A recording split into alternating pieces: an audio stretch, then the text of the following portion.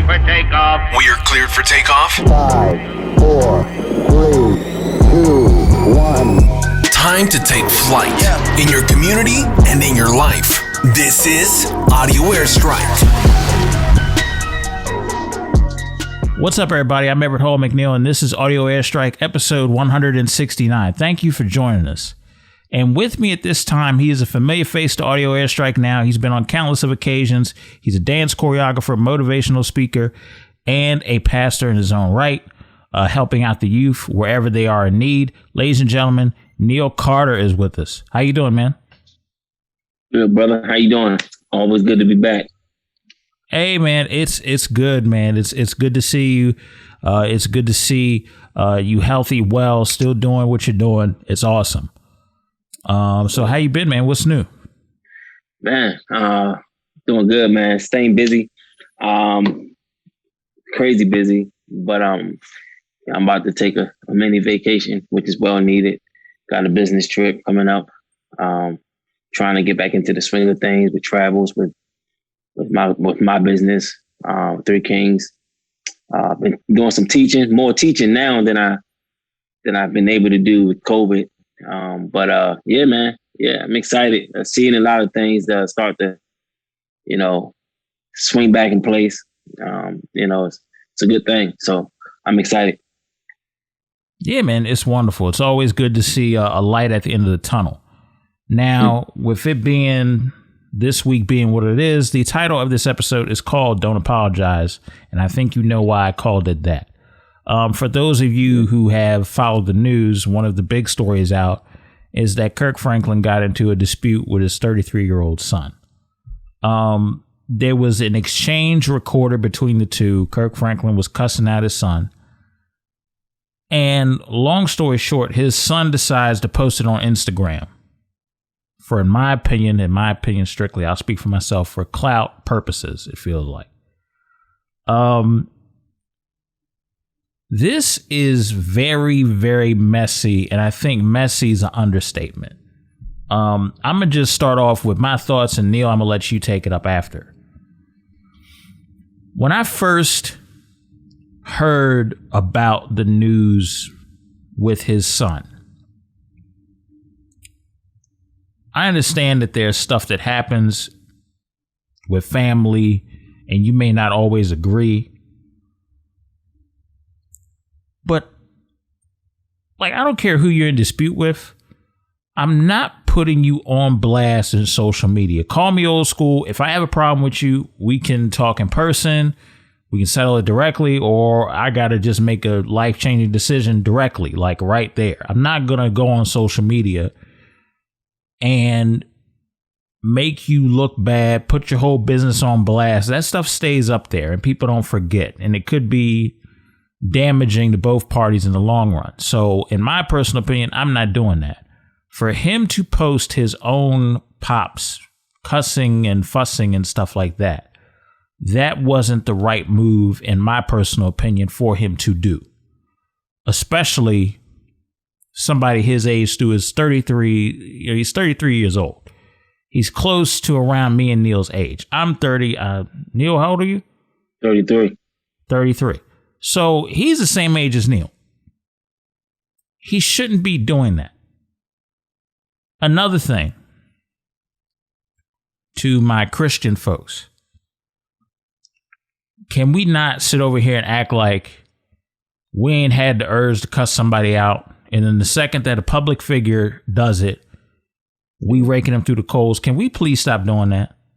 Can we please stop doing that? We cannot sit over here and stand on some throne like we ain't never got the urge to cuss not only a person that is the same age as us, but also that 9-year-old kid getting on your nerves, that 5-year-old kid don't know how to act right, even down to the person that's in the terrible twos and they kicking and screaming I hate this holier than now personality that people get, like they weren't 2 seconds away from cussing out their boss.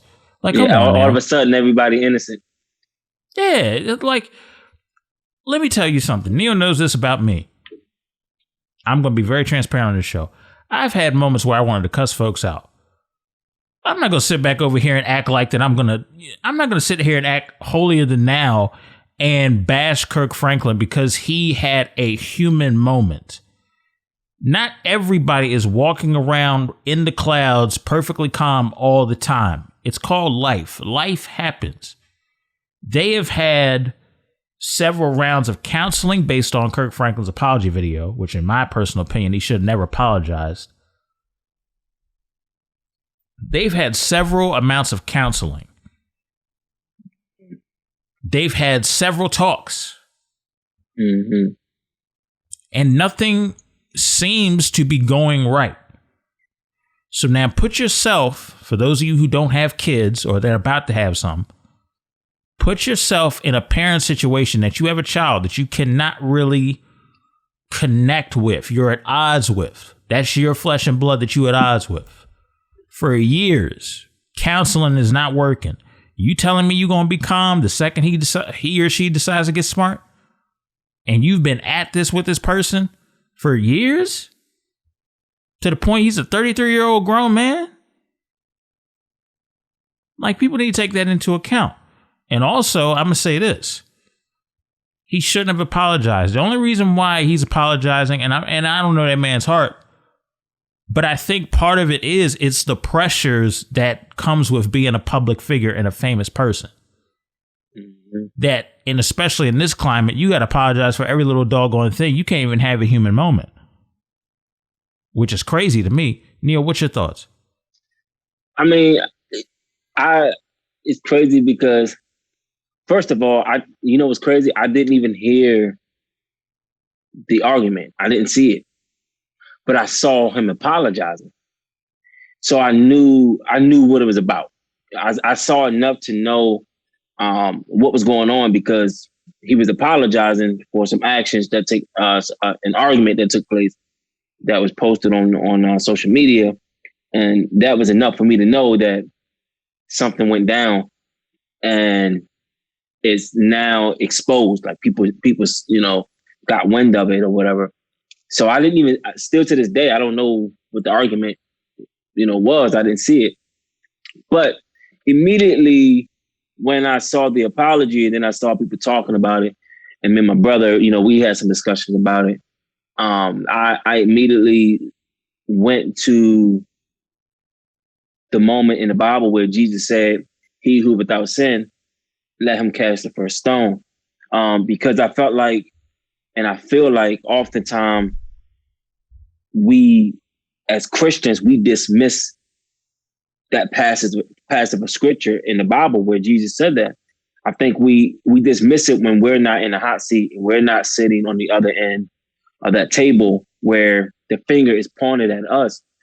And so when I saw him apologizing, and the crazy part about it too is I didn't even watch all of the apology. I think I was getting up Sunday morning about to get ready to go to church or something like that. And I saw a glimpse of it. And I saw enough right there to know that this man obviously had a human moment that he obviously regret and he's trying to make right. I don't personally think that he should have apologized. I don't think that he owed us anything. I don't think that he should have apologized, but I respect it because I understood the reasoning behind why he apologized. I understand that the image he has and have had over the years, he has been such an iconic artist, gospel artist in the industry. And I can go as far as saying, even crossing over to work with secular artists, he, the impact he's made in the public figure that he's become. I think he apologized based off of those things, the people he inspired, the people that he empowered to do what they're doing, and the people he gave hope to, right? The people that he ministered to. I think those are the reasons why he said, "Let me come down and have a humbling moment and apologize." So for that, I commend him for those reasons. But in terms of him apologizing as if he owed us something, I disagree. I disagree with that reasoning for apologizing. And so, in other words, people who think that he should have apologized for that reason, they're in over their heads, in my personal opinion. But going to his son, just talking a little bit about his son is 33 years old. Nobody knows the trauma that his son had to deal with over the years. His son I believe, said it was trauma. And nobody knows that, but him and Kirk Franklin, his dad. And so I'm not going to speak on that in a way in which I don't know. I don't know that perspective. But what I am going to say is that I think he knew better. I think he knew better not to do what he did. I think he knew what he was doing. I think that he thought about it, and I think that he acted on it. And the reason I say that is because, for me, I believe that is more evident that he knew, because it takes time to pick up my phone, go to camera, say I'm going to record it. I was going to record this conversation so I can put it on social media so the world can see that you're not whoever you say you are, whatever the case may be. That's time thought. I'm thinking about that. That's not just, that's not you making me mad and you getting next to me, you put the finger in my face and then I snap and then I hit you. You know what I mean? That's calculated. Yeah. Right. But to say, I'm going to put it on social media, you got to pick up your phone, go to your camera, hit record, and boom. And then you're recording. So for me personally, I think that, yes, he may have dealt with some trauma, and I'm not dismissing that at all. I think that, it's unfortunate for him to have, had to go through that, and hopefully they get it situated, get it right. But I would say that, with all the stuff that my dad has taken me through, and I, just from my personal experience, I don't know that I'll ever out my dad like that. And I know we all deal with things differently, but I can speak for Neal.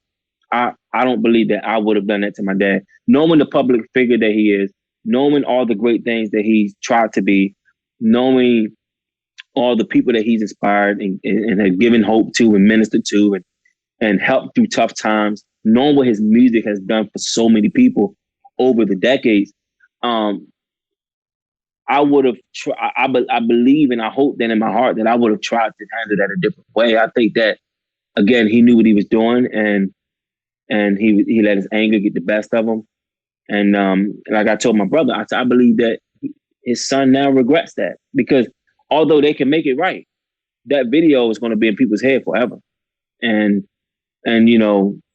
that part they can never take back, and that's the part they're going to have to learn to live through, is knowing that, I forgive you and I love you, son, but it's always going to be out there that he outed his dad, so, but there's mercy and grace for him too, man. And like I said, everybody deal with trauma different. Everybody deal with their pain and their hurts differently. And that's the way he felt like he had to deal with his or whatever the case may be. And so there's mercy and grace for him as well. I'm not dismissing his trauma and saying that Kirk Franklin is right, but I don't believe that it should have been done that way. At the end of the day, like I told my sister, I said, it's that their family. There's like sports teams that say all the time, certain things should never leave the locker room. There's certain things that should stay in the locker room, because once it leaves the locker room and it gets out, people use that as ammunition. The media gets involved. They make their own narrative, their own stories, and then they push it. And then everybody's hearing all this different stuff, and the team is falling apart. Now you got this team that's not focused because everybody's mad at each other, and then now it's all this commotion because somebody leaked something out of the locker room that was supposed to stay in the locker room. And I believe that same thing applies to family. There's certain things that only the family should know about. It should stay within the family circle, and it should never go out of the family circle, because once it goes out of the family circle, then ain't no telling, what's going to happen, because it was meant to stay there and not leave that circle. So. Yeah, absolutely, man. It's one of those situations where obviously there's a lot of hurt here, and obviously there's a lot of unsettled issues.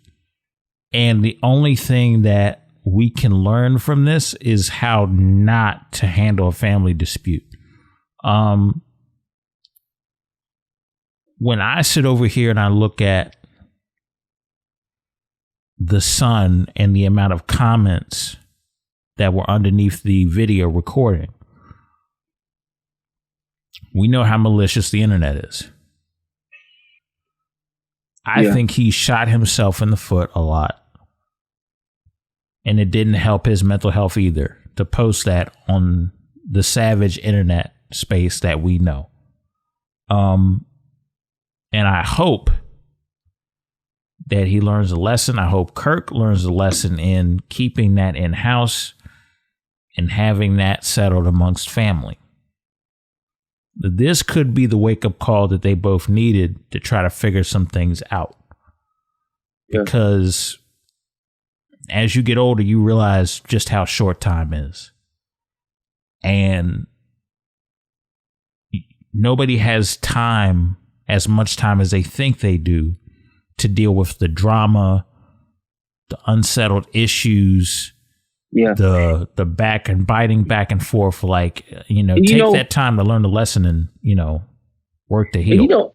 Another thing that stood out to me was that, again, I'm not, nobody's in their home or, in their relationship. Nobody knows what that's like except them. But I have a hard time believing that he never tried to work through these things. With everything that I've heard over the years about Kirk Franklin trying to make things better with his wife, trying to make things better as a man, trying to fix his mistakes as a sinner saved by grace. I have a hard time believing that he, never tried to make this thing right with his son. Son, 33 years old. I have a hard time believing that, that was never, some actions that he was trying to take to make things right. I'm pretty sure that he tried to make it right. And that's another reason why I can say, there has to be some level of mercy on his end, because I believe that he's a man after God's own heart, and that he tried to make that right before. I can see if his son was 15, right? But 33, that buys them some time, right? So I would like to think that he tried to make that right. And I don't know we don't know what may have happened over the years when those conversations came about, when he tried to make it right. We don't know how they turned out. We don't know what arguments they turned into or whatever. We don't know that. But I believe I know enough to be able to say that maybe over the years he tried to make it right. And again, if he was 15, I'll be like, well, maybe, he's still making it right, but at 33, I'm sure he's tried, and maybe they just never crossed that bridge. Well, I look at it this way. Hopefully that they get to a point where they do. Hopefully the family is working on the process of healing after this in some way, shape, or form. So we definitely want to give the family of Kirk Franklin all the prayers needed and stuff of that nature. So definitely, absolutely. I want to switch gears here and kind of talk about the Grammys briefly. It seems like to me, and Neal, I'm going to kind of let you chime in. It seems like to me lately that every time the Grammys comes around, somebody boycotts it, like the weekend this year. Somebody talks about how it's not fair. Somebody talks about how it's rigged. Somebody talks about this politics. Let me inform you guys about something. When it comes to these award shows that have a organization, not the fans, that vote for who they think is the winner, there's always going to be tension, because it's not the fans' vote. It's the organization's vote. You know what I mean? So some people saying this pay to play. Possibly. I don't know. I'm not in that circle. The real question is, should it be the fans' vote? I think there would be a lot less complaining if it actually was the fans' vote. But the thing about it is, do you let fans that are not, and this is where it gets dicey, do you let fans, how do you decipher fans that aren't into certain genres of music and they can still vote on certain genres of music that they're not familiar with? You get what I'm saying? Like, yeah. Do you want somebody that don't really listen to hip hop voting in the hip hop category? Mm-hmm. Do you want somebody that doesn't listen to country music? Because then it's always going to be one-sided. Yeah. Yeah. And and I'm playing devil's advocate because that could easily happen. If you make it a free-for-all vote where anybody can vote for anybody, who's to say a bunch of fans can't get together and just rig or vote for somebody that might not have deserved it in a lot of people's eyes? You never know. But if you let the organization make their call, you would hear that same argument. So it's like well, doggone if you do and doggone if you don't. So I look at it like this. When it comes to organizations voting for who they want to win a Grammy or who they want to win an Oscar or who they want to win a Tony, stuff like that. I feel like they need to start integrating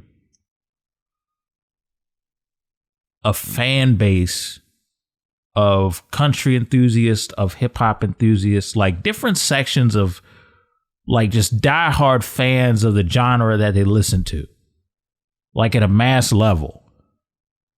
Where like fans or like an organization, a chapter for the fans of a certain genre, and they vote in that category. I think if they did that and made it more interactive and made it more people friendly, where people are actually putting in their vote, then you might have something. You know what I'm saying? Where, set up something where it's, you can sign in on an account, do a membership, pick the genre or genres that you like, and you vote strictly in those genres. And then you're part of that member club for those genres. If they did something like that, I think that could work. But I don't know if they're going to ever make that move because they've been doing this the same way for years. And I'm going to be honest with you, like nowadays, these musicians are getting smarter with their business. They're not falling for the 360 deal. They're not sitting over here trying to be screwed over on any nickel, dime, and penny. They know that if they build a certain level of equity, you have to partner with them. You can't just take most of their cut like back in the day. Yeah. No, it ain't happening. So do you think it's rigged?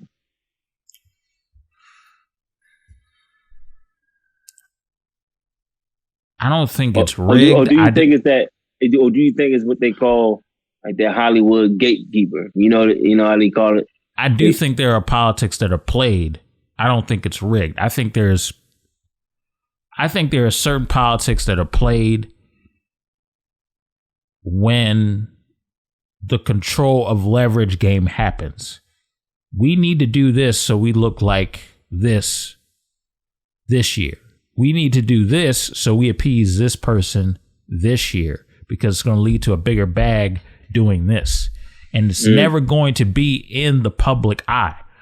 The fans and normal people like you and me are not going to see, unless they're that foolish to expose that, we're not going to see the bigger play at hand until we get an announcement a year or 2 or 6 months down the line, whatever time frame they want to do the deal. A lot of record companies have people that are in representation within those committees and those organizations. They work with, everybody knows everybody in that intricate group. So what's said behind closed doors, while yes, some stuff gets out, not all of it does. So this is where the politics come into play. I think in certain cases, politics do get played at times, but do I think that happens with everybody in every waking moment? I can't call it. You know what I mean? Mm-hmm. I can't sit over here and say, oh, well, they playing politics all throughout, because I've seen people that have won that I didn't think would win. But I've also seen an entire genre of hip hop not be really represented well at all in the Grammys. To be honest with you, like, there's been times they got it dead wrong. There's been times when this person's won it. Like, for example, a perfect example, Nas won his first Grammy. Why is he winning his first Grammy in 2021? This guy should have had at least 5 or 6. That's wild, bro. Like, especially, you know what I mean? At the Ether. You remember that? Yeah, I remember that. Like, I don't understand. And see, that's an example right there. And people, every single year, people disrespect the Grammys more. It's like every single year, people don't give a crap about it. Like, and mainly, I'll say this, it's mainly artists. It's mainly artists that are, you know, I'll be honest with you, The Weeknd shut it down all last year. He felt like he didn't get appreciated. Next thing you know, he said, okay, I'm boycotting. Don't put any of my music on the Grammys at all. And when you have enough leverage, you can do stuff like that. You know, it's crazy. But I think I think there are very interactive ways to make the Grammys feel like a pure award show again. You know what I mean? I think there are ways to get to that point, but until they figure out a way to make creatives actually feel welcomed for their art and actually feel appreciated for their art as a whole, not just for certain political moves, then I think we're on the money and back on the track to, you know, the Grammys being the Super Bowl of music. But if people don't care, and if people scoff at the Grammys, didn't Kirk Franklin boycott them a year ago? I would have to look that up. I'm not going to neither confirm or deny. I remember there was a boycott over. No, that was the Oscars. So white. I don't know. Been the Oscars. Yeah, I think that was the Oscars, or I think it was Kirk Franklin did bring light to something that was that wasn't fair, but I don't think it was Grammys related. I would just think it was like overall music industry related or something like that. But yeah, people have come out and spoke about the politics and the corruption within how the Grammys are run. And where there's smoke, there's fire. If you got mainstream artists complaining, multiple mainstream artists complaining, yeah, it's been going on for a long time, and now it's at a brewing point, because now these artists don't care. You know, will they show up if they get nominated and win? Probably. And for those who have won, if you won, don't sit over there and feel like that you had to hide your excitement or hide your celebration because you won. We are happy for you that you won. You put in the hard work. You deserve the Grammy. However, there is a bigger issue going on, and I think what needs to happen is that major artists need to step forward, speak up as a whole, not just like sprinkles of like 1 or 2 people or 5 people or 5 big name artists. But if every big artist from every genre, every major artist that's really making noise currently in music right now, and I know it's kind of hard to make noise because we're in a pandemic, but still, if you're charting, y'all need to speak up as a collective, because that's the only way you're going to get change done is through numbers.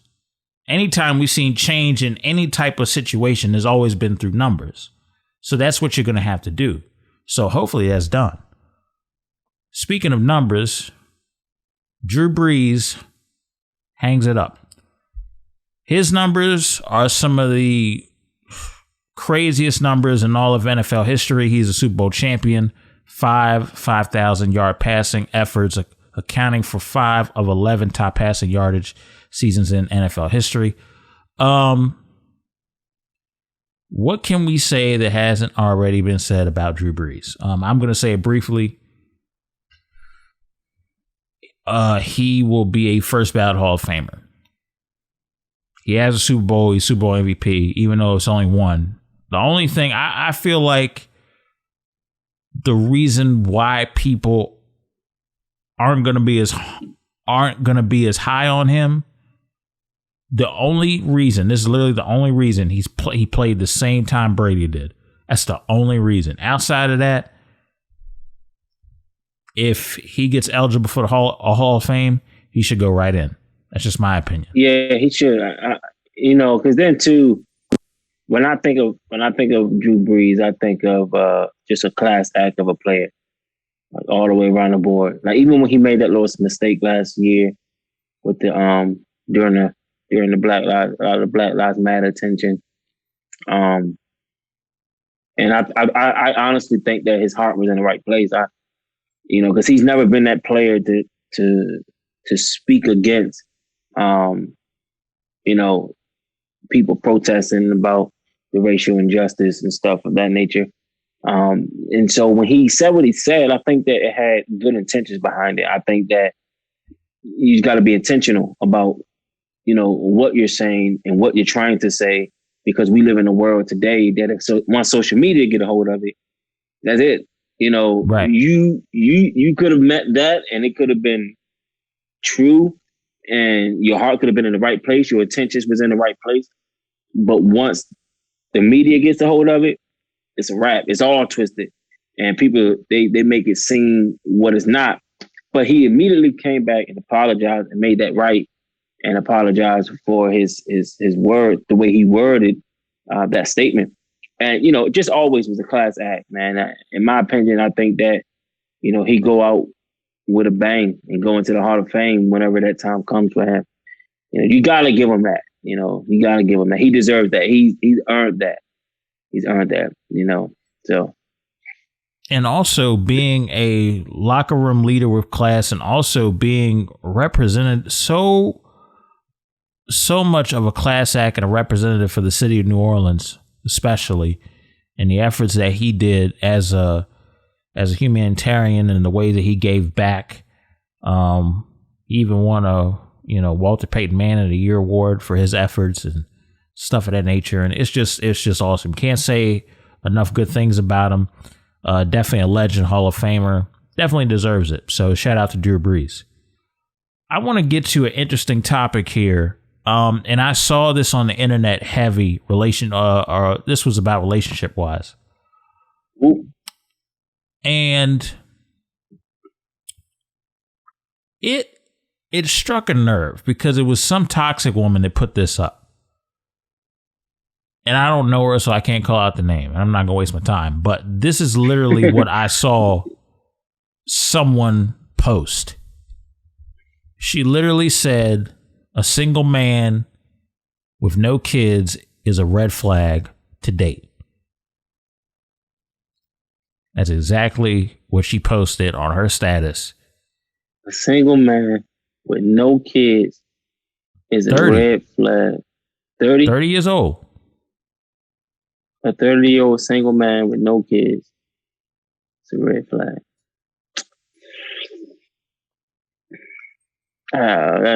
Nah, man. Nah, I can't go with that. And I ain't saying it because I'm a man. I'm not saying it because I'm a man. But what sucks about that statement is there's this narrative that if he's that age, he has to, have had some kids. He had, or there's the narrative that if he's that age with no kids, he's probably out here doing whatever, sleeping around or whatever the case may be.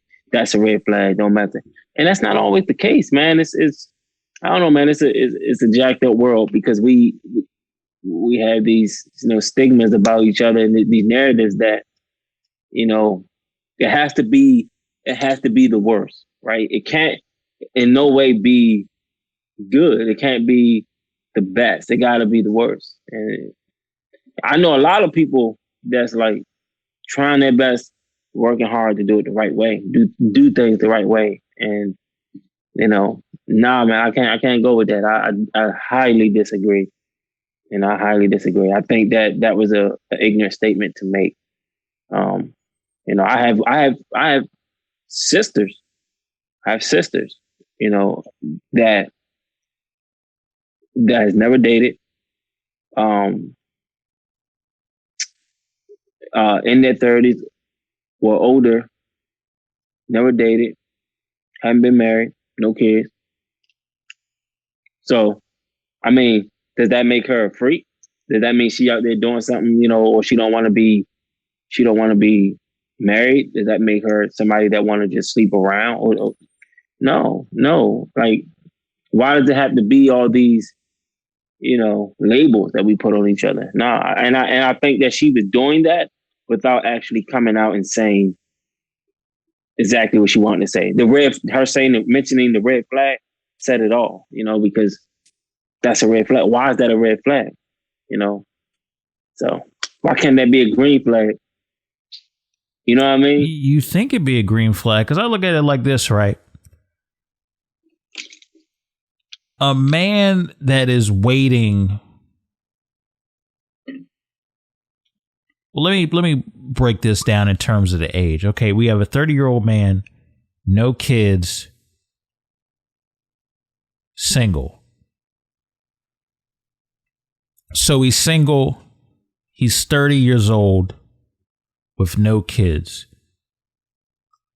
If I ever, to the person that put up that ignorant post, and that probably wasn't thinking all the way through when they posted it, have you ever thought for 1 second that there actually is a guy out here that is not hoeing around, that maybe saw other people doing that activity and decided, oh, okay, I'm just going to wait till I find somebody mature, or I'm going to, you know, hey, I'm not going to really be sleeping around because I've seen two of my relatives or two of my friends have multiple baby moms and I don't want to be in that same toxic predicament, so let me just wait. Has it ever occurred to you that may be the reason why that man is still single? Yes, he's older at 30 years old, and yes, he doesn't have any kids, because he sees something more in himself, and he knows his worth. Come on, somebody. Preach. And if you want to switch the gender role, I don't personally think that a single 30-year-old woman with no kids is a red flag. No. I don't think that's a red flag. This isn't about picking up flags. You want to know what is a flag? Her. Somebody making that post. Yeah, somebody making that post and saying something like that. That's somebody that actually waited and thought out what they actually want in a relationship. Yeah. Is a red flag. So what you just want people to do, you want people to dive in the deep end. They don't know their worth when they're doing it. They don't know what they want. They think they do. They don't have a freaking clue. They get caught up. They have a child by somebody they realize they don't want to have children with, and now there's resentment, pain, and trauma following for 20 years straight or more. But that's society. It has to be that way. And if it's not that way, then something's wrong. And that's the crazy part. If it's not like that, if it's not toxic, if it's not a jacked up, broken, painful relationship, then something has to be wrong. So it's a red flag for him to be single, 30 years old with no kids. That's a red flag, because society has put this narrative out here that it has to be some type of toxicness. Because if he had kids, 30, you know, wasn't single, then it'd be fine. It could be a toxic relationship. It could be the worst relationship ever, but it's normal. So it wouldn't be a red flag for that. That would be okay. It's okay to be in a jacked up relationship, probably 3 or 4 baby moms, and be 30 years old and date some side chick or whatever. That's okay, because that's society. Society has said that was okay. That is normal. We don't look at that and frown upon that. We look at that and say, I mean, it is what it is, right? Everybody's doing it. So when you see a man who's 30, is single, that's not normal. What is wrong with him? that dude is weird. Something jacked up with him. Like, and it's crazy, bro. And that it's sad. It shouldn't be that way, but that's the way it is. And that's why she made that statement, because she may have come across that guy and it shocked her that he was 30 with no kids and was single. It couldn't be he's 30, no kids, single, because he's waiting to find that right one. He want to get married to do things the right way. Or maybe he dated some people before and got himself hurt and said, I want to be single for a while until I know that it's the right one. You don't know. You know what I mean? You don't know. But because society again has put that narrative out there, you know, that if you're at that age and you're not in a relationship or don't have kids or whatever, then something's weird, is wrong. And that's crazy. That's what all that, if you ask me, is backwards. You know, that's backwards. And I think it's more so, like you said, it's the red flag that she would say something like that. That would be a red flag to me, if that's your mindset. Yeah, because it's so toxic. And when people don't understand about it is, when it comes to relationships or dating, understand this, folks. I don't care where you find somebody. Tinder, Hinge, Bumble. I'm just naming random dating apps. Match.com, ChristianMingle.com. They got a bunch. I don't care where you find your mate at. When it comes to knowing your worth and knowing clear cut what you're looking for, you need to do that before going on these apps. Please. Because I'm telling you, these apps on the surface, they got a whole lot of variety. Because you flipping and swiping left and right with these random chicks or whoever you like. And the thing about it is, man, not everybody that you see that has the nice body, everything looks perfect, could, truth be told, could probably be the worst one out of the picks. You never know. Yeah. Or it could be vice versa. So I need people to really sit down and understand, man, like, people are literally walking around, going around saying it is what it is, and they don't realize the effect that it has on children, your offspring, later. And I ain't talking about just 20 years when you're trying to develop this child. I'm talking about like their lifetime. Your lineage, that generation. People don't think that far ahead. They just think for the moment. I'm trying to get this off for this hour, but you don't realize that 1 hour you spent with that person is going to affect you for the next lifetime because you ain't handling stuff the right way. So you mean to tell me that based on her logic, which is crazy, based on her logic, if a woman who is 30 some years old or whatever, with no kids, it's a red flag. Why? Because she took time to figure out her value just as much as the single man did? But the crazy part about it is you can't, bro, you can't say it that way, because once you say it that way, you're coming against women, you're disrespectful, whatever. The way she said that about the man, it can't go the other way. And it's messed up because that's another situation where it's like, okay, we can't be biased. You know what I mean? Like that, you know, it's not okay for her to say that. It's not okay for that not to be normal for a guy, but it's okay for it to be normal for a woman. Like, what? Like, why can't it? You know what I mean? Like, why can't that be normal for both? You know? And that's because, again, man, there's this narrative that, you know, men is dogs and they, you know, there ain't no good ones out here, and, you know, blase. You know the talk, you know, and that's why that's easy to say about a man. It's easy. It's easy not to be normal for a man, but it's easy for it to be normal for a woman. Yeah, and here's the thing that we have to start normalizing, folks. You guys don't give men a chance to express themselves. You purposely do things to them to make them defensive. We've had to learn how to be. The one thing that I think that a lot of men that were parents got something wrong was telling their child, suck it up, you're a man. We don't want to hear that crying. No, you quick to validate the daughter's emotions and let her think and let her talk through what her emotions are. You have to do that same thing for that child. Because when he grows into a man and he can't sit down and think through and articulate what his emotions are, that's going to be a problem when he gets out here in this society. Because society's going to look at him like he's nuts. And look at him like he's they're going to look at him like he's a freaking, like he's some, big oaf, just somebody that we shouldn't respect. That's an issue. If somebody is feeling some type of way, and I don't care if they're man, woman, or anything like that of the sort, they need to be taught how to articulate their emotions. Because if they're not taught that, that is a key element to getting through and navigating through life, is to articulate how you're feeling as healthy as possible. And if you're not giving that outlet, and if you are putting generational curses on somebody, which is, let's be for real, that's what we're doing to men, and nobody talks about it.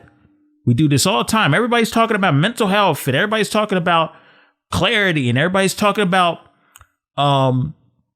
clearing your mind. That's honored amongst women groups. That ain't honored as much as men groups, and we suffer for it. We stay silent, and it could be poisoning us. And I'm going to get this deep because men need to hear it. I'm not a dog. I refuse that death sentence on me. I'm not out here trying to just hit it and quit it and just make babies. I refuse that statement.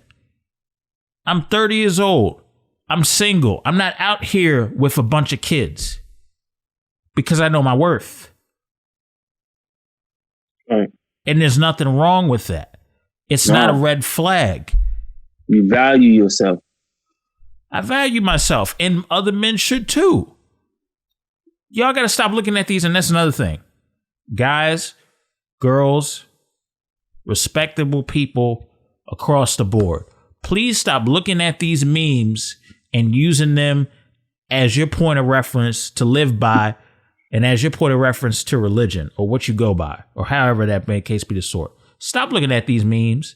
Some of these memes that I see people share, y'all don't know what toxic stuff they went through to put up a divisive meme like that.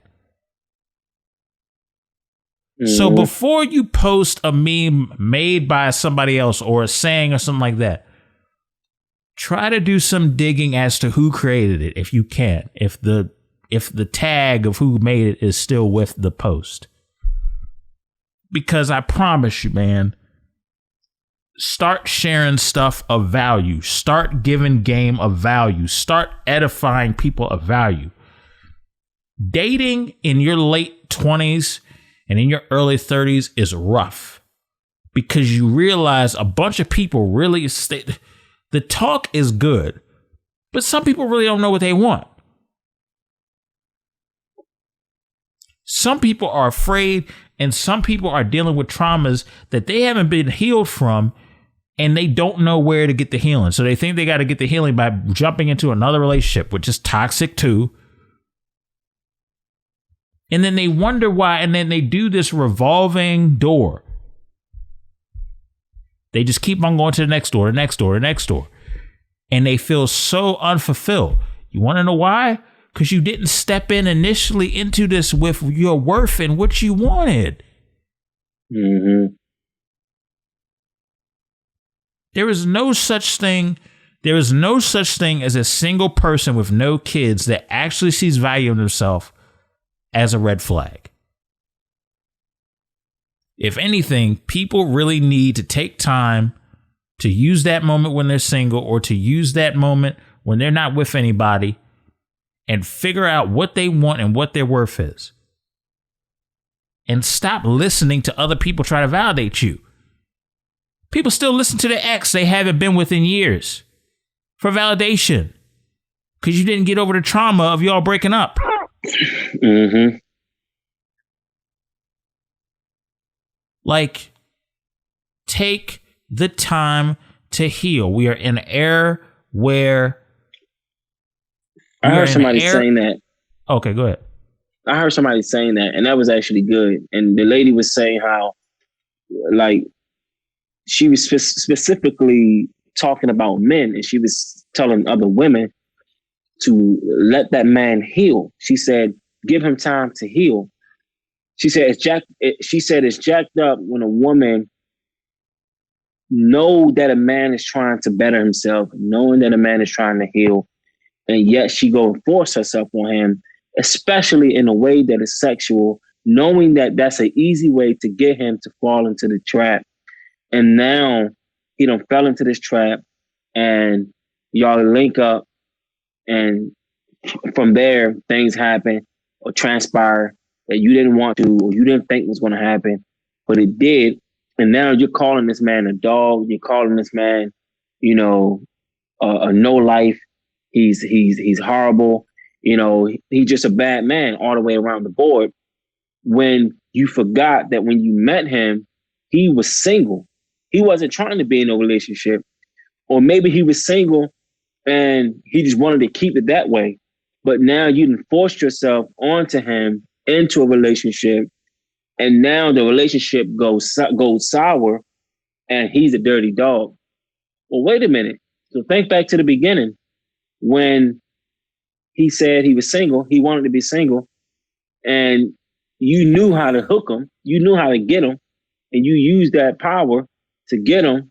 And when you got him, maybe it didn't work out the way you thought it was. And now he's a dog.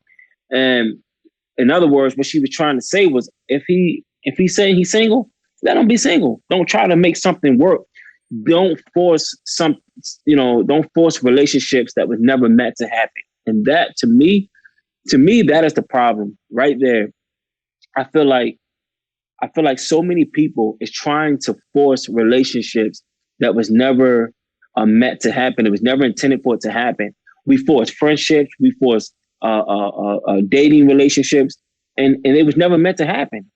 And then we wondering years down the road while we're crying, upset, we hate that person. We're mad at that friend. We don't want to have anything to do with them anymore. And we never think back to ourselves. You force something to happen that was never intended to happen. Everybody isn't, I tell people all the time, everybody isn't meant to be this close.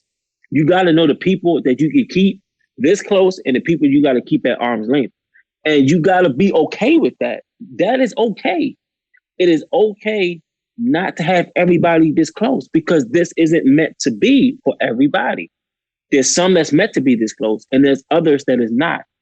You have to understand and know the relationship and where it stands. There's no hard feelings. I'll keep it cordial. Every time I see you, I'll speak. We'll be polite. We're going to treat each other with dignity and respect. But at the same time, I know where we stand. We'll never be here. We're here. And as long as we both understand that, that's okay. We can still be, okay with each other and keep it moving. But the problem is, so many people try to force relationships to happen that was never supposed to happen.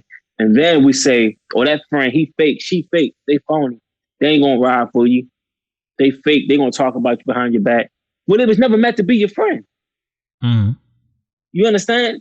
So now you shocked because they talked about you behind your back, but yet you forced that relationship to happen. And so one of the things I tell people all the time is, don't force relationships that was never intended to happen. If it ain't supposed to be, don't force it. Let it be what it is.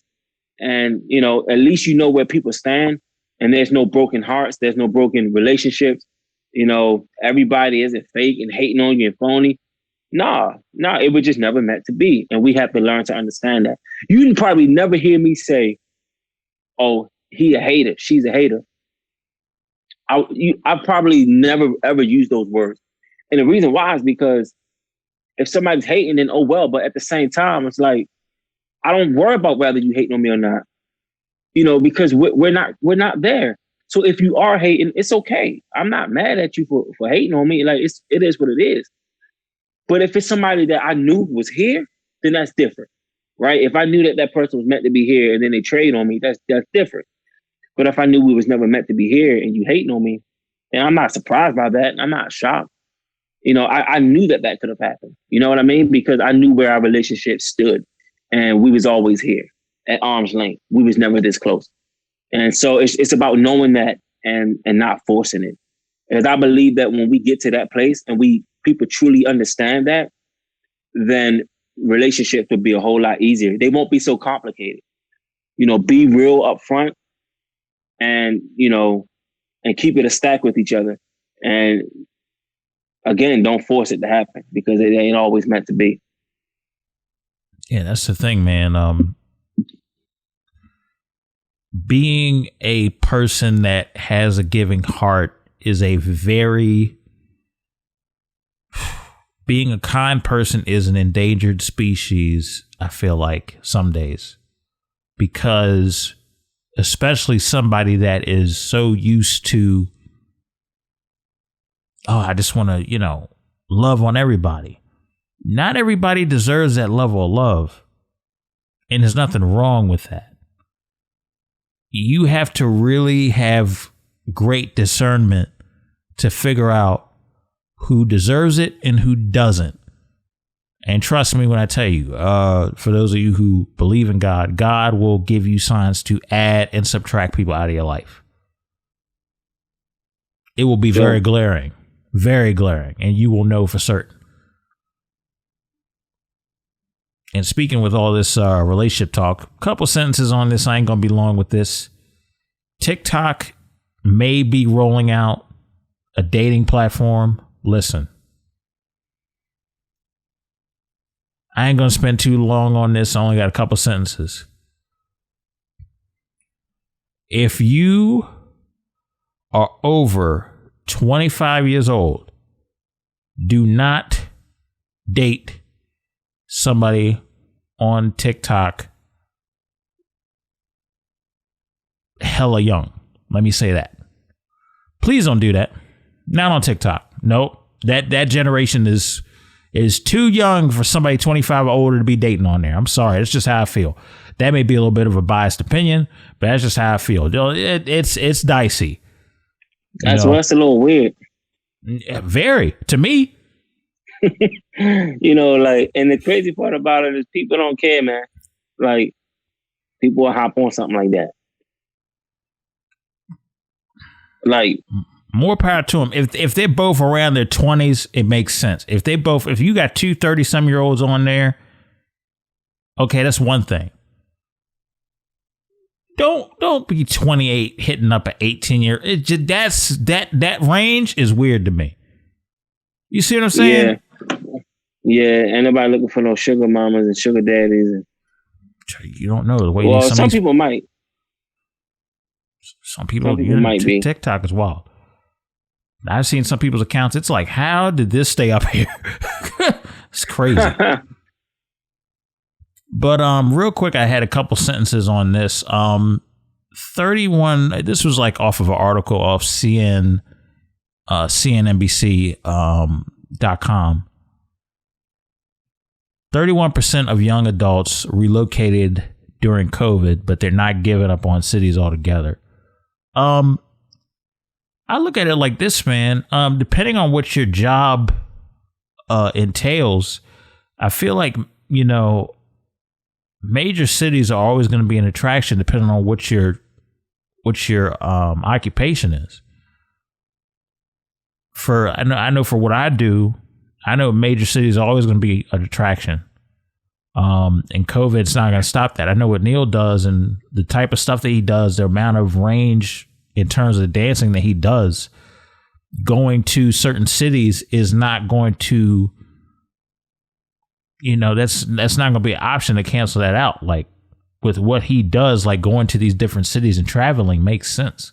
So that doesn't surprise me at all that young adults are still going to move into these cities after COVID and move and shake and do what they got to do. Because, let's be honest, we know that these bigger companies are thinking about, well, do we really need a brick and mortar now, considering everybody's able to telework from home and that's just cheaper cost on us? Yeah, people are thinking that, But there's still meetings that take place in city buildings. There's still people that, you know, there are people that have been stuck in the house. They want somewhere different to be. They want a different atmosphere. So I think going to the city, even if it's just renting an office space, could still be viable to some people. Mm-hmm. I agree. I think that, I don't know. I think it's sticky. It's touchy. You know, that's touch and go. Because the thing about that, the way I see that is how far does that go? You know what I mean? Like, at what point does that become? Because we feel like it's been normal, right? It's like, you know, at what point is that not normal anymore? You know what I mean? Like, it's like you said, I would still, like, it will affect me in terms of, like, traveling to these different places and cities and stuff like that. But at the same time, I'm still going to do it. You know what I mean? Like I still got to make that happen, you know? So I don't know, man. That was in the air for me, man. It's a little... It's a little like 50-50 dicey. You really don't know. It's like a coin toss. It could be heads or tails. Yeah. You know what I mean? Yeah. So, all right, folks. So wrapping this up, we know that, look, it's St. Patrick's Day. I got my green on, but it doggone sure ain't for, you know, celebrating the Irish. Let's keep it a stack, people. Some of y'all going to St. Patrick's Day to drink. This is not a surprise. This is not a clue. This is not some surprise. I mean, look, some of y'all are gonna, you know, get your beers. Some of y'all will get the green drink, the whole bunch of alcohol in it. Y'all know I keep it a stack on this show. We know what y'all gonna do. Just be safe doing it. Don't do nothing stupid. Don't set nothing on fire. Just don't do nothing crazy, okay? Especially this St. Patrick's Day. We are still in a pandemic, people. Yes, depending on what area you in, stuff is loosening up a little bit. But yeah, dude, still be safe out here. That COVID still runs around, and I've had friends catch COVID left and right. So just be careful. Just be safe. Enjoy your St. Patrick's Day. Don't be in a huge crowd. I don't care if they're your friends. I don't care if they, you know, you trust them. They ain't got no mask and this and that. Any crowd over 15 people or more is a no-go. So that's a dead situation. We ain't doing that. Nah, y'all. I'm saying this because I care. Please be safe out there for St. Patrick's Day. For those of you who are bold enough to go out. If those of you who are staying in, you just having a little, playing it safe, having a little Ciroc green apple, whatever y'all drink, don't judge me. I just called out something. Look, I don't drink like that. So y'all figure out what y'all want to do with that. So yeah, man, basically enjoy your St. Patrick's Day. Those of you who actually celebrate your Irish pride, no harm done. Most of y'all just going to drink anyway, so it is what it is. Well, with that being said, man, Neal, it's been so awesome to have you on, man. I definitely appreciate you, man. Yes, sir. It's always a pleasure. Absolutely. So let the people know where they can find you at. And let them know what upcoming stuff you got going on. You can find me on Facebook at Neal Carter, or you can find my business page with my brothers at 3 Kings LLC. Both of those on Facebook. Instagram _Carter 8, CARTER, the number 8, and 3 Kings page _ 3 KINGZ, not an S, Z. 3 Kings. 3 KINGZ. Awesome, awesome. Well, there you have it, guys. Get with Neal. For those of you who want to book his team, you know where to find him now. And for those of you who want to get with him on master classes or one-on-one dance choreography sessions, y'all can do that. Get in touch with him about those things. And this has been another edition of Audio Airstrike, folks. Make sure that you follow us on all podcast platforms, and also Make sure that you follow us on our YouTube page, where we will be uploading full video of the episodes on a weekly basis. Until next time, everybody, y'all take care. We'll be back next week.